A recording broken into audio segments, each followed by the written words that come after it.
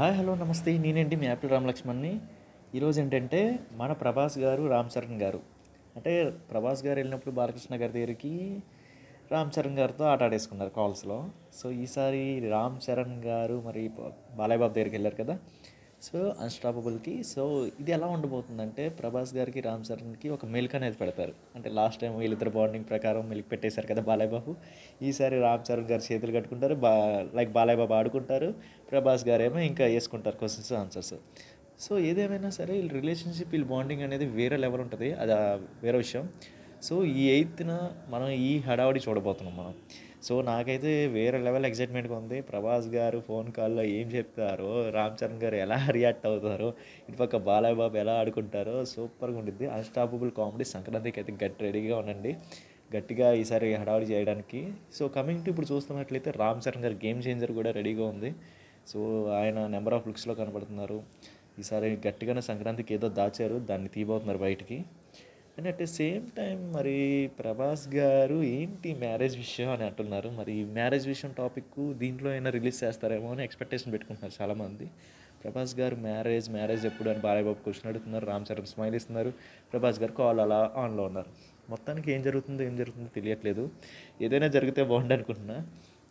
And at the same time ఇప్పుడు చూస్తున్నట్లయితే ఈ గేమ్ చేంజర్ మూవీ మొన్న పవన్ కళ్యాణ్ గారు వచ్చారు ఈవెంట్కి, అది కూడా ఒక హైలైట్ ఆఫ్ ది న్యూస్.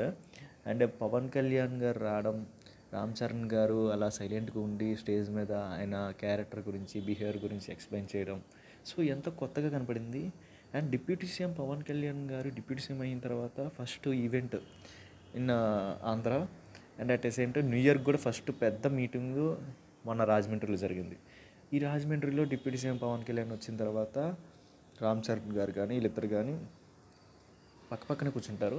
వాళ్ళ ముందు స్టేజ్ మీదకి వెళ్ళే ముందు కూడా సెక్యూరిటీగా పర్ఫెక్ట్గా ఉందా లేదో చూసుకొని స్టేజ్ మీదకి వెళ్ళారు. ఫస్ట్ ఆఫ్ ఆల్ వీళ్ళిద్దరు బాండింగ్ వేరే లెవెల్.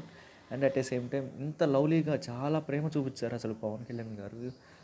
సోమ్మాలు వేసుకుంటారు, సంవత్సరం మొత్తం మీద 100 రోజులు సోమ్మాలు అంటారు, 100 రోజులు భవానిమాలు అంటారు అని అన్నారు. సో అన్ఎక్స్పెక్టెడ్గా రామ్ చరణ్ వద్దురా ఎందుకు రా అంటే రా అంటున్నారు, పర్లేదుగా అని చెప్పి ఒక చిలిపి డైలాగ్ వేశారు పవన్ కళ్యాణ్ గారు. సో అదంతా ఒక లొకేషన్ మొత్తం ఒక స్మైల్గా జరిగింది. సో కమింగ్ టు ఏదేమైనా కానీ వీళ్ళిద్దరు బాండింగ్ మాత్రం వేరే లెవెల్ కొత్తగా అనిపించింది. కొత్త సంవత్సరం పవన్ కళ్యాణ్ గారు, రామ్ చరణ్ గారు, మరి బాబాయ్ కొడుకు మామూలుగా ఉండదు కదా వీళ్ళిద్దరికి, వేరే లెవెల్.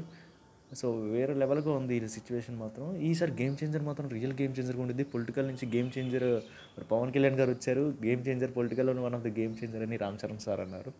సో వీళ్ళిద్దరు కాంబినేషన్ చూస్తున్నట్లయితే కొత్తగా వీరు స్టేజ్ మీద ఎక్కి మాట్లాడడం అయితే చాలామందికి కొత్తగా అనిపించింది. కమింగ్ టు రామ్ చరణ్ గారు అంటారా, రామ్ చరణ్ గారు ఇంకా తెలిసిందే కదా, ఆయన పద్ధతిగా అందరి గురించి చెప్పుకుంటూ వచ్చారు.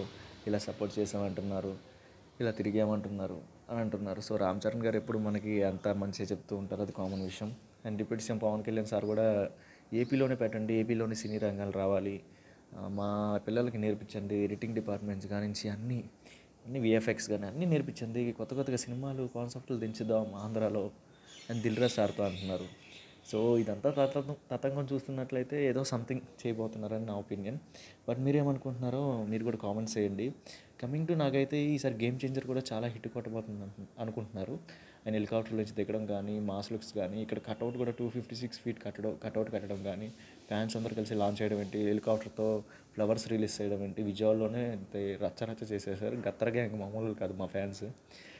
సో రాజమండ్రి కూడా గత్తర చేశారు రామ్ చరణ్ గారి ఫ్యాన్స్. సో వాళ్ళు ఎంజాయ్ చేస్తున్నారు మొత్తానికి. సంక్రాంతికి చాలా అంటే చాలా ఈ 2025లో చాలా అద్భుతంగా చేసుకుంటున్నారు. ఈవెంట్స్ కానీ ఏమైనా కానీ సంబరాలు కానీ చాలా అంటే చాలా అద్భుతంగా చేసుకుంటున్నారు. సో ఈ సంక్రాంతి మాత్రం రెడీగా ఉండండి. ఇక్కడ డిప్యూటీ సీఎం పవన్ కళ్యాణ్ గారు మనకి క్లోజ్గా వచ్చి మాట్లాడేశారు, రామ్ చరణ్ గారు క్లోజ్గా వచ్చి మాట్లాడేశారు. ఇటు పక్క చూస్తున్నట్లే బాలయ్య బాబు గారు, ప్రభాస్ గారు, రామ్ చరణ్ గారు వీళ్ళందరూ క్లోజ్గా వచ్చి మాట్లాడేస్తున్నారు లైవ్లోకి వచ్చి. సో ఈసారి కొత్తగా ఉండిద్ది, కొత్తగా ఉండిపోతుంది కూడా. సో డెఫినెట్లీ రెడీగా ఉండండి. ఈ సంక్రాంతితో ఫ్యామిలీ మెంబర్స్ అందరూ వెళ్ళి ఎంజాయ్ చేయండి పీస్ఫుల్గా. ప్రాబ్లమ్స్ అన్నీ ఉంటాయండి, మన లైఫ్ని ఎంజాయ్ చేయాలి. ప్రజెంట్ ఇప్పుడున్న అప్డేట్స్ ప్రకారం ఇవ్వండి. Thank you.